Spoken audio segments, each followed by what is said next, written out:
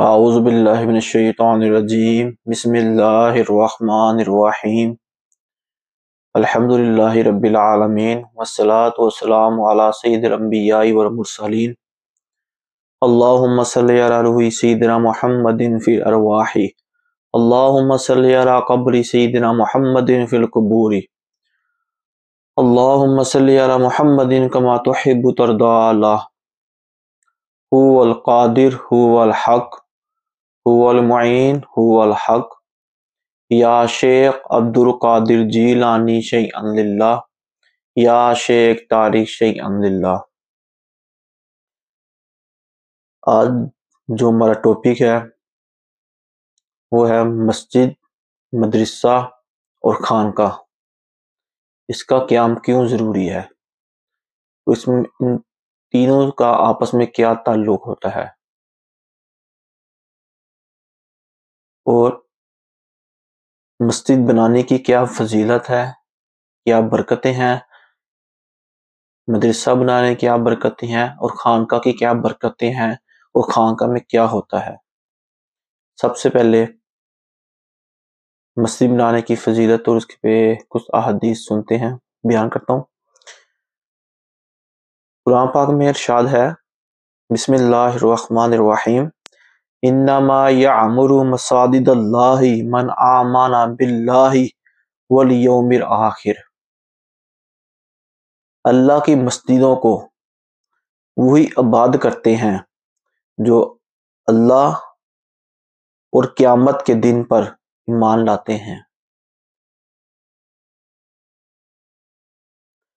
مسجدوں کو آباد کرنا سے مراد مسجد کی صفائی، مسجد کی تعمیر، مسجد کی دیکھ بھال، اس کے جو اخراجات ہیں اس میں تعاون کرنا، یہ سب فضیلتیں، یہ سب برکتیں مسجد کی آباد کرنے میں شامل ہوتی ہیں۔ اور سب سے زیادہ مسجد میں جا کے نماز ادا کرنا، مسجدوں میں جا کے سکون ملتا ہے۔ بہت سے ہمارے بزرگوں کے واقعات ہیں کہ کبھی کوئی پریشانی کچھ بھی ہوتا وہ مسجد کا رخ کرتے، کیونکہ مسجد اللہ کا گھر ہے، وہ اللہ کے گھر میں جا کے انسان کو سکون ملتا ہے۔ لیکن یہ ہماری بدقسمتی ہے کہ ہم مسجد میں جا کے بھی اللہ کا گھر کا سکون نہیں لے سکتے، کیونکہ ہمارا دماغ، ہمارا نفس، ہمارا جو شیطان ہے وہ ہم کو گمراہ میں رکھتا ہے۔ نماز پڑھتے ہوئے بھی ہم مسجد کے باہر گھوم رہے ہوتے ہیں، مسجد کے اندر نہیں ہوتے۔ یہ ایک تفصیل طلب ٹاپک ہے، اس پہ پھر کبھی بات کریں گے۔ ابھی ہمارا جو ٹاپک ہے وہ ہے مسجد کی تعمیر کے بارے میں فضیلتیں۔ حدیث ہے، حضرت انس رضی اللہ تعالی عنہ سے روایت ہے، نبی کریم صلی اللہ علیہ وآلہ وسلم نے ارشاد فرمایا، مسجدیں تعمیر کرو اور انہیں محفوظ بناؤ۔ مطلب مسجد کو تعمیر کرو اور ان کی حفاظت بھی کرو۔ حفاظت ہم نماز ادا کر کے کر سکتے ہیں، اس کی دیکھ بھال کر کے اس کی مسجدوں کی حفاظت کر سکتے ہیں۔ حضرت عثمان غنی رضی اللہ تعالی عنہ سے روایت ہے، رسول اللہ صلی اللہ تعالی علیہ وآلہ وسلم نے ارشاد فرمایا، جو اللہ تعالیٰ کے لیے مسجد بنائے، جو اللہ تعالیٰ کے لیے مسجد بنائے گا، اللہ عز و جل اس کے لیے جنت میں گھر بنائے گا۔ مطلب جو مسجد کی تعمیر میں حصہ لیتا ہے یا جو مسجد بنانے کا ارادہ کرتا ہے، جو مسجد بنائے گا، اللہ تعالیٰ اس کا گھر جنت میں بنائے گا۔ تو اس دنیا میں رہتے ہوئے ہم اپنے گھر بنا لیتے ہیں، بچوں کے لیے چھوڑ کے چلے جاتے ہیں، بعد میں اولاد ہماری کس طرح کی ہو کس طرح کی نہ ہو، مکان کس مقصد کے لیے استعمال ہو، ہم کو نہیں معلوم ہوتا۔ تو وہ بھی بنانا بہت ضروری ہے بچوں کے لیے، اب بنا کے جائیں، لیکن کوشش کریں کہ مسجد بھی بنا کے چلے جائیں ایک، کیونکہ مسجد تا قیامت آباد رہے گی۔ اس میں جو بھی جو نماز پڑھتا رہے گا، آپ کا صدقہ جاریہ جاری رہے گا آپ کا۔ اس لیے ہم کو اپنی ہمت کے مطابق نیت تو کر لیں۔ اگر ہم بچوں کے لیے گھر بنا سکتے ہیں، عالی شان مکان بنا کے دے جا سکتے ہیں، ان کے لیے کاروبار پیسہ چھوڑ کے جا سکتے ہیں، ان کا بھی فکر کرتے ہیں، تو یہاں ہم مسجد بنانے کی بھی فکر کر لیں تھوڑی سی۔ اگر گھر اللہ ہم کو دے سکتا ہے تو مسجد اپنا گھر بنانے میں تو ہمارے لیے آسانی پیدا ہو جائے گی بہت زیادہ. اس لیے کوشش کریں، بلکہ نیت کریں مسجد بنانے کی توفیق ہم کو بھی حاصل ہو، اور جو بنا رہے ہیں ان کے ساتھ تعاون کریں. ضروری نہیں ہے کہ ہم صرف اکیلی جگہ لے کے خود ہی بنائیں، وہ سب سے بہتر طریقہ ہے، بنا سکتے ہیں، بنانا چاہیے. لیکن اگر آپ اتنی گنجائش نہیں ہے تو جتنا آپ کی توفیق ہے، جتنا آپ کر سکتے ہیں مسجد کی تعمیرات میں حصہ لازمی ڈالیں. حضرت انس رضی اللہ تعالی عنہ سے روایت ہے، رسول انور صلی اللہ علیہ وآلہ وسلم نے ارشاد فرمایا، جس نے اللہ عز و جل کے لیے چھوٹی یا بڑی مسجد بنائی، اللہ تعالیٰ اس کے لیے جنت میں گھر بنائے گا. مطلب ضروری نہیں ہے کہ آپ نے بہت ہی بڑی مسجد بنانی ہے، یا وہ نہیں بنا سکتے تو جتنی آپ کی توفیق ہے، جتنا آپ کر سکتے ہیں، آپ نیت کریں تو اللہ قبول کو فرمانے والا ہے. چھوٹے یہ بڑی کے اللہ کے لیے نہیں، اللہ آپ کی نیتوں کو دیکھتا ہے. ہم قربانی کرتے ہیں تو اس میں گائیں یا بہت زیادہ اونٹ وہ ضروری نہیں ہوتا، قربانی بہت ضروری ہوتی ہے. اللہ آپ کی نیت کو دیکھ رہا ہوتا ہے، آپ کے اخلاص کو، آپ کے خلوص کو دیکھتا ہے اللہ، کہ آپ کس نیت کے ساتھ، کس اخلاص کے ساتھ وہ قربانی کر رہے ہیں، وہ زکوٰۃ ادا کر رہے ہیں لوگوں کو دکھانے کے لیے یا صرف اللہ کی رضا کے لیے. حج کرنے جاتے ہیں، عمرہ کرنے جاتے ہیں، وہ بھی صرف دکھانے کے لیے یا اللہ کی رضا کے لیے.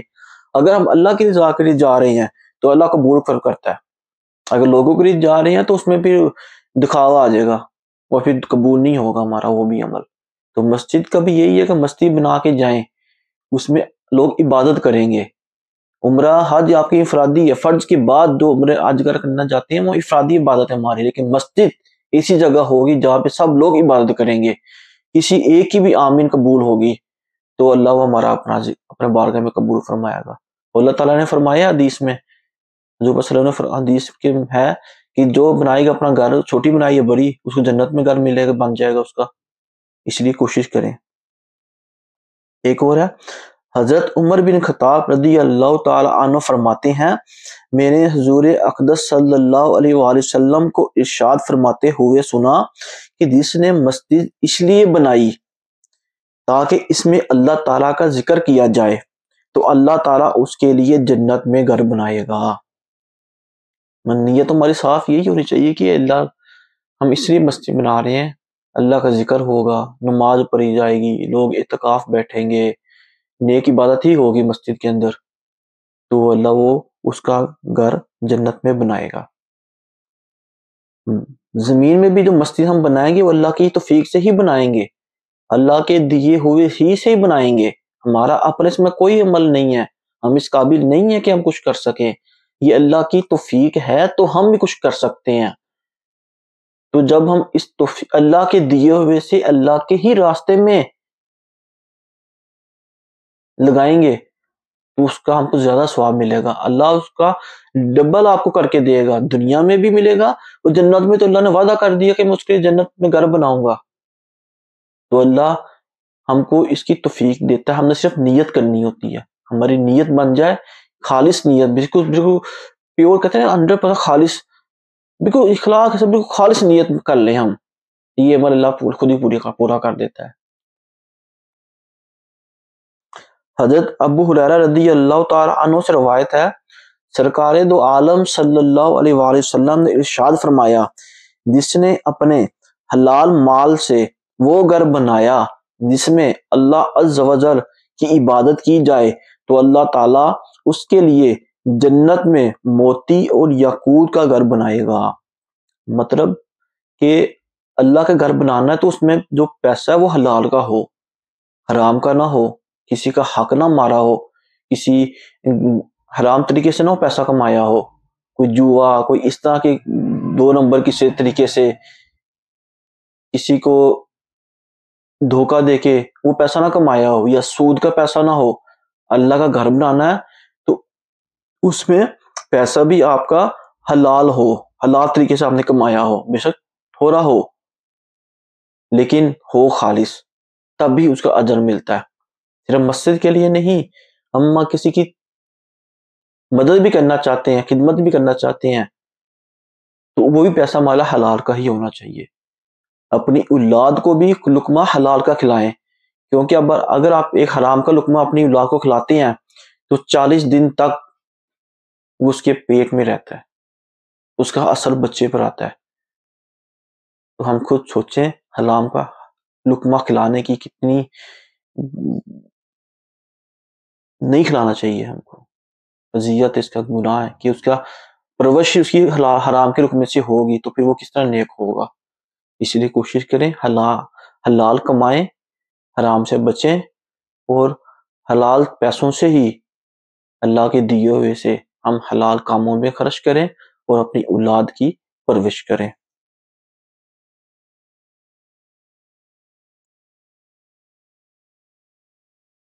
حضرت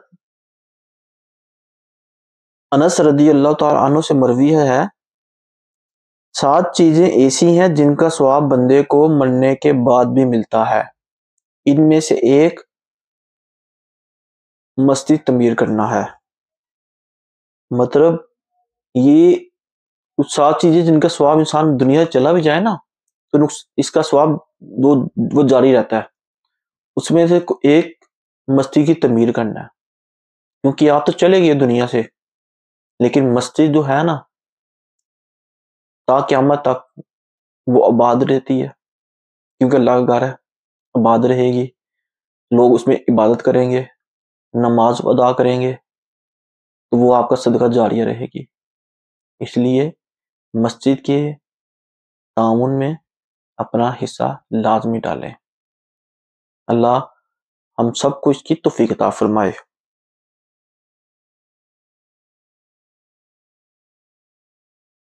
آج مسجد کے بارے میں ذکر فضیلت بیان کرنے کا مقصد یہ تھا کہ ہم نے اللہ کی توفیق سے مسجد کے لیے جگہ لی ہے، بلکہ ہمارے ایک عزیز ہیں انہوں نے اپنی جگہ مسجد کے لیے وقف کی ہے کہ اس میں ہم مسجد بنائیں گے. تو ان کے ساتھ مل کر اس کی تعمیر میں حصہ لینے کی نیت ہوئی ہے. ہم مل کے اس مسجد کی تعمیر شروع کرنے لگے ہیں. تو اسی سلسلے میں کہ اللہ کے گھر میں جتنے لوگوں کا حصہ شامل ہو سکیں وہ شامل کیا جائے، کیونکہ یہ صدقہ جاریہ ہے، ثواب جاریہ ہے، اور ثواب کے کام میں، نیکی کے کاموں میں ایک دوسرے کی مدد کرنی چاہیے. تو یہ نیکی کا کام ہے، تو اس لیے کہ ہم آپ سے بھی اپیل ہے تعاون کی کہ مسجد کی تعمیر میں حصہ ڈالیں اور ثواب کا ذریعہ حاصل کریں. انسان اپنے لیے کروڑوں کے گھر بنا لیتا ہے. یہاں پہ ایک بات یہ بھی آتی ہے کہ اپنے گھر کی تعمیر میں تو ہم کسی سے فنڈ نہیں مانگتے، ڈونیشن نہیں مانگتے، اپیل نہیں کرتے، تو پھر مسجد کے لیے ہم کیوں کرتے ہیں؟ وہ اس لیے کہ کیونکہ جو گھر بنانے ہوتے ہیں ہم نے اپنے رہنے کے لیے، اپنے بچوں کے لیے، خود اپنے لیے، اس میں رہنے کا ثواب نہیں ہے. اس میں کسی کی تعاون مانگیں گے نا تو وہ ثواب کا کام نہیں ہوگا، نہ اس کا ثواب ہوگا. حالانکہ گھروں میں بھی عبادت کی جاتی ہے، وہ سب سسٹم ہوتا ہے، لیکن وہ پکی عبادت کے لیے جگہ مختص نہیں کر دی جاتی، اس میں اور بھی بہت سے کام ہوتے ہیں گھر کے اندر. تو اس لیے مسجد کے لیے اس لیے ڈونیشن یہ چندہ مانگا جاتا ہے کہ یہ نیک کام ہے. حالانکہ نہ بھی مانگے تو ہم یہ اللہ کا گھر ہے، وہ اللہ خود ہی تعمیر کر دے گا اس کی، ہمارا اس میں کوئی نہیں عمل ہوگا. لیکن نیکی کی دعوت دی جا رہی ہے، ثواب کے کام کی دعوت دی جا رہی ہے کہ اللہ کا گھر بنانے لگے ہیں، آپ بھی اپنا حصہ ڈالیں، آپ بھی قیامت تک اس کا اجر حاصل کرتے رہیں، جو نیک کام ہے اس میں حصہ بنے. تو اسی لیے بھی ویڈیو آج پروگرام کیا گیا کہ مسجد کی تعمیر کے لیے میں آپ اپنا حصہ ڈال سکتے ہیں. یہ مسجد کی جو لوکیشن ہے یہ لاہور کا علاقہ شادر ہے، اس کے مضافات میں یہ ایریا ہے. 10 مرلہ کا یہ پلاٹ ہے جو ہم کو ملا ہے، اور ہم اس پہ مسجد پلس مدرسہ پلس خانقاہ، یہ تینوں چیزوں کا وہاں پہ تعمیرات کہاں تعمیر ہوگی. جس میں مسجد کا جو حال ہے بنایا ہم نے، جو ڈیزائن کیا ہے، اس میں تقریباً کم سے کم جو گراؤنڈ فلور کا جو حال ہے اس کے اندر 100 نمازی نماز ادا کر سکتے ہوں گے. ساتھ پھر وضو خانہ، ساتھ پھر واش روم وغیرہ یہ ہوں گی، ساتھ ایک چھوٹا سی جگہ خانقاہ کے لیے مختص کی گئی ہے. ساتھ مسجد کے اندر مدرسے کا بھی قیام ہے کہ کیونکہ مسجد اللہ نماز ادا کرنے کی جگہ ہوگی، اور مدرسہ اس لیے کہ وہاں سے لوگ دینی تعلیم حاصل کریں، دینی تعلیم حاصل کریں گے اور مسجد میں نماز ادا کریں گے. یہ نماز پڑھنے جو آ رہا ہے اس کی دینی تربیت مدرسے میں کی جائے گی، کیونکہ نماز پڑھنے کے طریقے، زکوٰۃ ادا کرنے، دینی شریعت کے مطابق بہت سے فرض علوم ہیں جن کی تربیت کے لیے درسگاہ ہونی چاہیے. تو مدرسے کا قیام اس لیے کہ جو وہاں پہ آئے اس کو قرآن پاک کی تعلیم دی جائے اور ساتھ ساتھ اس کی دینی تربیت بھی کی جائے. مختلف کلاسیں وہاں لگائی جائیں گی جس میں بچوں کی تربیت ہوگی، قرآن پاک کی تعلیم دی جائے گی. انشاءاللہ اللہ نے توفیق دی تو انشاءاللہ درس نظامی کا بھی وہاں پہ سسٹم شروع کیا جائے گا. جس طرح یہ تعمیرات شروع ہوتی جائیں گی، نیت بنتی جائے گی، آپ لوگوں کو تعاون ساتھ رہے گا تو انشاءاللہ یہ ایک عظیم مرکز بنے گا. اور خانقاہ کیونکہ الگ ہے، کیونکہ ہم نے دیکھا نہیں ہے کہ ہماری جو بھی ہوتا مسجد ہوتی ہے وہاں پہ مدرسہ ہوتا ہے، بچوں کو تعلیم دی جا رہی ہوتی ہے قرآن پاک کی. خانقاہ کا سسٹم اتنا ابھی نہیں ہوا ہے، لیکن اگر ہم اپنے اسلام کی شروعات سے دیکھا جائے تو خانقاہ، اپنے بزرگوں کو دیکھا جائے تو خانقاہ قیام تب بھی تھا. وقت کے ساتھ ساتھ اس غیر مسلم نے ہمارے ساتھ، مسلمانوں کے ساتھ اس طرح کیا کہ مدرسہ الگ کر دیا، مسجد الگ کر دی، خانقاہ الگ کر دی. نہیں تو پہلے ایک ہی جگہ ہوا کرتی تھی جہاں پہ مسجد بھی تھی، خانقاہ بھی تھی، مدرسہ بھی تھا. وہاں پہ دینی تعلیم بھی ملتی تھی، دنیاوی تعلیم بھی ملتی تھی، اور ساتھ ساتھ طب کی تعلیم بھی وہیں ملا کرتی تھی آپ کو. پھر خانقاہ نفس کو کنٹرول کرنے کے لیے، اللہ کی عبادت کرنے کے لیے حجرہ تو خانقاہ قیام کیا جاتا تھا. اور خانقاہ میں یہ بھی اہتمام کیا جاتا تھا کہ جو لوگ دور دراز سے سفر کر کے آئے ہیں علم سیکھنے کے لیے، ان کے لیے رہائش کا بندوبست کیا جائے، یا کوئی مسافر ہے سفر کر رہا ہے تو راستے میں اس کو قیام کرنا ہے تو خانقاہ کا یہ بھی مقصد ہوتا تھا کہ وہاں پہ قیام کرے. وہ جو مسافر تھا وہاں پہ قیام کرتے تھے لوگ، تو جب قیام کرتے تھے اس کی پھر دینی تربیت کی جاتی تھی ساتھ ساتھ. پھر ساتھ مسجد بھی ہوا کرتی تھی نماز ادا کرنے کے لیے، ثانی مدرسہ دینی تعلیم کے لیے. یہ سارا ایک پورا سسٹم تھا جو ہمارے بزرگوں سے چلتا آ رہا تھا. یہ بعد میں آ کے سب کچھ چیزیں الگ کر دی گئی، اس لیے آج ہم گمراہ ہو گئے ہیں کہ ہم مسجد میں صرف نماز ادا کرتے ہیں، مدرسے کی دینی تعلیم نہیں ہم کو ملتی، اور خانقاہ میں اپنا نفس کنٹرول کرنے کی جگہ نہیں ملتی. تو اسی نیت کے تحت بزرگوں کے تعلیمات کے پر عمل کرتے ہوئے یہ نیت کی ہے کہ یہ مسجد، مدرسہ پلس خانقاہ وہاں پہ قیام کیا جائے. یہاں پہ ابھی خانقاہ کا بتاتے ہیں، خانقاہ کا کیا مطلب کیا ہے. خانقاہ کے لفظی معنی ہے تقیہ. عربی زبان میں زاویہ، یہ فارسی لفظ خانگاہ سے بنا ہے. خانقاہ کو لفظ جو ہے یہ فارسی کی زبان خانگاہ سے بنا ہے، جس کی معنی ہوتے ہیں روحانی تربیت گاہ، دل اور روح کے علاج کی جگہ. مدرسے میں دینی تعلیم، قرآن پاک کی تعلیم، احادیث سکھائی جاتی ہیں، اور جو خانقاہ ہوتی ہے وہاں پہ دل اور روح کی تعلیم دی جاتی ہے کہ دل کے کیا معنی ہے، دل کس طرح اللہ کے ذکر میں ہے. کہتے ہیں دلوں کا سکون اللہ کے ذکر میں ہے، وہ سکون کس طرح ہم کو حاصل ہوگا. روح کی تعلیم کیا ہے، روحانیت کیا ہے. یہ سب چیزوں کی تعلیم آپ کو خانقاہ میں ملے گی جا کے. بزرگوں نے فرمایا نا کہ غوث اعظم رحمۃ اللہ تعالیٰ علیہ کا فرمان ہے کہ اگر تو نے دین کا علم حاصل کر لیا ہے لیکن تب تک ممبر میں نہ بیٹھ جب تک تو کسی فقیر کی صحبت میں نہ گزار لے ٹائم. فقیر کی صحبت کہاں ملے گی آپ کو؟ خانقاہ کے اندر، صوفی کی محفل میں ملے گی آپ کو، تصوف میں علم حاصل کرنے سے ملے گی.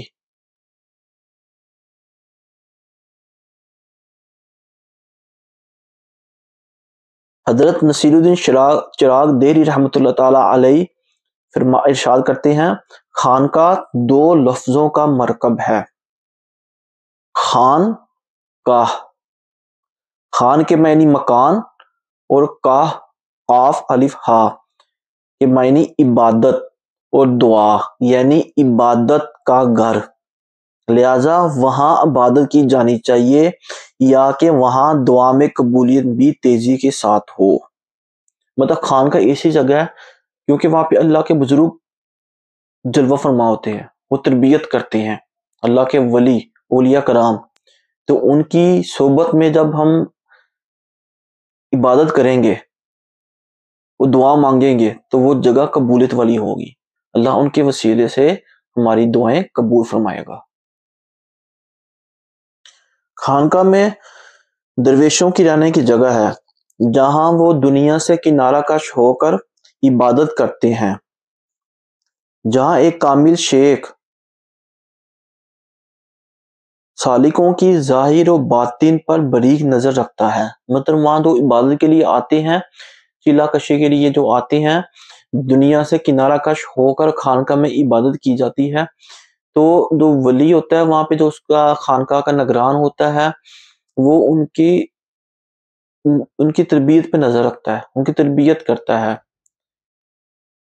سالک یہ علیحدہ اس کی تفسیر مطلب میں نکلیں گے تو علیحدہ ٹاپک نکل جائے گا۔ مقصد یہاں پہ صرف خانقاہ کا مطلب سمجھانا تھا کہ خانقاہ دنیا سے کنارہ کش ہو کر اللہ کی عبادت کرنا، روح اور دل کو پاک کرنے کا، باطن کا علم حاصل کرنا، تصوف کے علم حاصل کرنے والی ایک جگہ ہے جس کو خانقاہ کا نام دیا جاتا ہے۔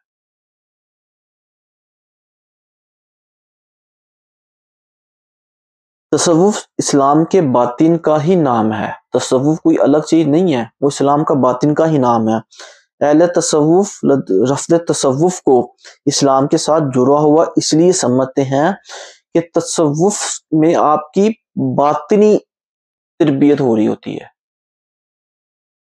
اس لیے کچھ اہل طریقت، اہل شریعت، یہ دونوں الگ الگ راستے نہیں ہیں، ان کا مرکز ایک ہی ہے، اہل شریعت اہل طریقت ہے،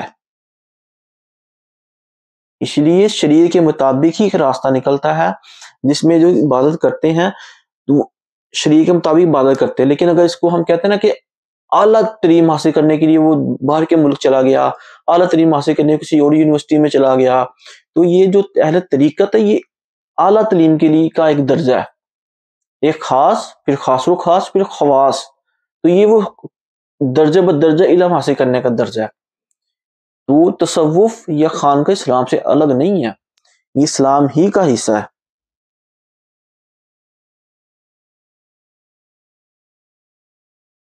خانقاہ کی یہ ابتدا سے یہ نہیں ہے کہ بزرگوں سے ہوئی ہے، خانقاہ کی ابتدا رسول کریم صلی اللہ علیہ وآلہ وسلم نے کی تھی، جس میں خاص صحابہ صفا، مطلب جو صفا کا جو صحابہ کرام حضور صلی اللہ علیہ وسلم کے وقت میں آپ سے تربیت حاصل کرتے تھے، صحابہ صفا جن کو کہا جاتا ہے، وہ خانقاہ کے طرز پر ایک جگہ تھی، وہ جہاں پہ ابو ہریرہ، حضرت ابو ذر غفاری، حضرت سلمان فارسی، یہ مختلف صحابہ کرام رضی اللہ عنہما شامل ہیں۔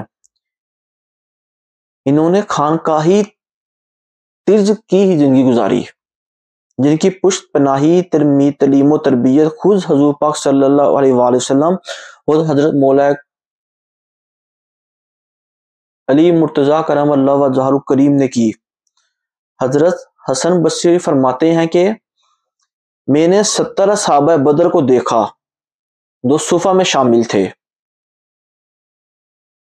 یہ حضرات صفا شریعت و طریقت و حقیقت کے عرفان کو پہنچے ہوئے تھے، اہل تقوی اور صاحبان احسان تھے۔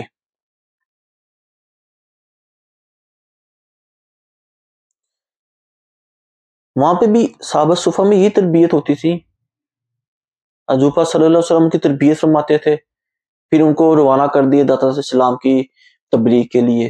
تو خانقاہ میں بھی یہی ہوتا ہے کہ لوگ دنیا سے کنارہ کش ہو کر آتے ہیں، تربیت لیتے ہیں، باطن کی، ظاہر کی، شریعت کی، طریقت کی، تصوف کی، پھر ان کو مختلف مقامات پر بھیج دیا جاتا ہے حضور پاک صلی اللہ علیہ وآلہ وسلم کی سنت پر عمل کرتے ہوئے، کہ وہ جا کر دوسروں کی خدمت کریں، دوسروں کو تعلیم دیں، اور اپنی خانقاہ وہاں جا کے خانقاہ کی جگہ بنائیں اور وہاں جا کے تبلیغ کریں۔ اسی چیز کے اوپر عمل پیرا کرتے ہوئے ہمارے بزرگوں نے، میرے مرشد ولی کامل شیخ المشائخ حکیم صوفی شیخ طارق احمد شاہ عارف عثمانی حسنی قادری سہروردی ابو العلا جہانگیری دامت برکاتہم العالیہ، جن کا مرکز، جن کی خانقاہ کراچی میں ہے، جو علم کے نور، طریقت کے، شریعت کے، تصوف کی کرنیں بانٹ رہی ہیں پوری دنیا کے اندر، وہاں سے الحمدللہ انہوں نے میری تربیت کی اور مجھے حکم دیا کہ آپ جا کے کوشش کریں لوگوں کی اصلاح کی، اپنی بھی کوشش کریں اور دوسروں کی بھی کوشش کریں۔ جتنی تربیت آپ کی ہوئی ہے آپ آگے تک تربیت کریں اور مزید تربیت لیتے رہیں۔ الحمدللہ ابھی بھی اپنے مرشد کی سے ہم تربیت حاصل کر رہے ہیں۔ ابھی کچھ دن پہلے ہی میرا کراچی جانا ہوا تو انہوں نے تربیت فرمائی اسی سلسلے میں کہ انہی کی دعاؤں سے یہ مسجد کی جگہ کا اہتمام ہوا، مدرسے کی اور خانقاہ کی جگہ کا اہتمام ہوا، تو ان کی بارگاہ میں پیش ہوئے اور ان کو خوشخبری سنائی کہ یہ ہوا ہے آپ کی دعاؤں سے۔ ان سے پھر مسجد کا نام، خانقاہ کا نام اور دعائیں کروائیں۔ انشاءاللہ وہ بھی ویڈیو میں آئے ہیں، آپ دیکھیں گے وہ دعا انہوں نے فرمائی، تعاون فرمانے والوں کے بھی دعا فرمائی۔ تو مسجد کا جو نام انہوں نے ہم کو دیا، جامعہ مسجد فاطمہ الزہرا رضی اللہ تعالی عنہا، یہ نسبت ان کی جن کی نسبت سے سب کھاتے ہیں، سب کے گھر میں ملتا ہے، جن کی نسبت سے، انہی کی نسبت سے اس مسجد کا نام دیا گیا۔ مدرسہ بھی فاطمہ الزہرا رضی اللہ تعالی عنہا۔ تو خانقاہ کا جو نام ہم کو دیا، خانقاہ قادریہ جہانگیریہ۔ اب قادریہ کی جو نسبت ہے وہ حضرت شیخ عبد القادر جیلانی رضی اللہ تعالی عنہ 11ویں وارث، ان کی نسبت ہے قادریہ۔ جہانگیریہ ہمارے بہت عظیم بزرگ حضرت مخلص الرحمن جہانگیری رحمۃ اللہ تعالی علیہ کی نسبت تھے جہانگیریہ سلسلہ، یہ نام ہم کو دیا گیا۔ اور خانقاہ قادریہ جہانگیریہ یہ ہمارا خانقاہ کا نام ہوگا، مسجد اور مدرسے کا نام فاطمہ الزہرا ہوگا۔ تو جگہ ہم نے خرید لی، جیسے آپ کو بتایا گیا، اس کی تعمیر کے لیے فنڈ جمع کر رہے ہیں۔ الحمدللہ کافی لوگوں نے تعاون کیا ہے اور انشاءاللہ ہماری نیت ہے کہ اسی سال 2025 کے اندر مسجد کی مدرسے کی خانقاہ کی بنیادیں فاؤنڈیشن ہم مکمل کر دیں۔ نیت تو یہ ہے کہ انشاءاللہ کہ آگے بھی کام شروع ہو جائے، لیکن فی الحال اپنے دیکھتے ہوئے ارد گرد کو یہی نیت کی ہے کہ کم سے کم بنیادیں تو رکھ دی جائیں انشاءاللہ اسی سال کے اندر۔ آپ سب لوگوں سے اس کی میں 2 حصہ ڈالنا چاہتے ہیں، وہ ہم سے واٹس ایپ نمبر آپ کے سامنے آپ رابطہ کر سکتے ہیں۔ جیش کیش، ایزی پیسہ، جو بھی ہے، جو بھی فنڈ جمع کروائیں، وہ فنڈ جمع کروانے کے بعد سلپ ہم کو لازمی واٹس ایپ کریں۔ اللہ ہم سب کو اس نیک کام میں حصہ ڈالنے کی توفیق عطا فرمائے اور اس صدقہ جاریہ کو، ثواب کی جاریہ کو تا قیامت ہم جاری فرمائے، اس کی برکتیں ہماری نسلوں میں جاری فرمائے، ہماری نسلیں بھی مساجد کی تعمیر میں حصہ لیں، خدمت کریں اور اس مدرسہ اور خانقاہ سے صرف اور صرف اللہ کی رضا کے لیے کام کرنے کی توفیق ہم کو ملے اور اس میں لوگ دینی تعلیم حاصل کریں، باطنی تعلیم حاصل کریں، دنیاوی تعلیم بھی حاصل کریں اور صرف اللہ کی رضا کی خاطر کام کریں۔ ہم کو اپنا ہر کام، ہر سانس، ہر اٹھنا بیٹھنا صرف اللہ کی رضا کے لیے کرنا چاہیے، کیونکہ اللہ کی رضا کے لیے کیا ہوا کام کبھی رہ گا نہیں جاتا، وہ ایک اس میں برکت بھی ہوتی ہے، اللہ کی رضا بھی شامل ہو جاتی ہے۔ ہمارا مالک اللہ ہے جس نے ہم کو پیدا کیا ہے، جو 70 ماؤں سے زیادہ ہم کو پیار کرتا ہے، تو پھر اس کی رضا کے مطابق ہی ہم کو چلنا چاہیے، اس کی رضا کی خاطر ہی ہم کو اپنا زندگی بسر کرنی چاہیے۔ حضور پاک صلی اللہ علیہ وسلم حضور اللہ تعالیٰ کا جو پیغام لے کے آئے وہ اس پر ہم کو عمل کرنا چاہیے، شریعت کے مطابق زندگی گزارنی چاہیے، گناہوں سے بچنے کی کوشش کرنی چاہیے، جہاں تک ہو سکے ہم کوشش کریں۔ انسان ہے، بشر ہے، غلطی ہو جاتی ہے، اگر غلطی ہو جائے توبہ کرنی چاہیے، وہ اللہ توبہ کرنے والوں کی توبہ قبول فرماتا ہے۔ اور اللہ ہمارے اس کام میں، اس پروجیکٹ میں ہماری مدد فرمائے گا انشاءاللہ تعالی، اور یہ مسجد و مدرسہ اور خانقاہ انشاءاللہ بہت جلد مکمل ہوں گے، اور یہاں پہ لوگ نماز ادا کریں گے، اور بچے اور بڑے دینی تعلیم حاصل کریں گے، قرآن پاک کی تعلیم حاصل کریں گے، اور خانقاہ میں لوگ گوشہ نشین ہو کر، دنیا سے کنارہ کش ہو کر عبادت کریں گے، ذکر و اذکار کریں گے، اللہ کو راضی کرنے کی کوشش کریں گے، اور بھوکوں کو کھانا بھی کھلایا جائے گا، خانقاہ کے اندر محفلیں بھی ہوں گی۔ نیتیں بہت ساری ہیں، بس آپ دعا کریں اللہ ہم کو اس مقصد میں، عظیم مقصد میں کامیاب کرے۔ یا الہ العالمین یا رحم الراحمین اپنے حبیب صلی اللہ علیہ وسلم کے سب بیت الخیر میں ہماری دعا قبول فرما۔ اور یاسر تاریخی جو مسجد بنا رہے ہیں، خانقاہ بنا رہے ہیں لاہور شاہدرہ کے مسجد، یا الہ العالمین ان کے کاموں کا آسان فرما، اس میں بنانے میں کامیابی کامرانی عطا فرما، اور ان کو اس میں آسانی عطا فرما، ان کی حفاظت فرما، ان کے ساتھ دینے والوں کے لیے، اس میں تعاون کرنے والوں کے لیے، سب کے لیے یا الہ دنیا آخرت میں اچھا اجر عطا فرما، اجر عظیم عطا فرما۔ ربنا تقبل منا انک انت السمیع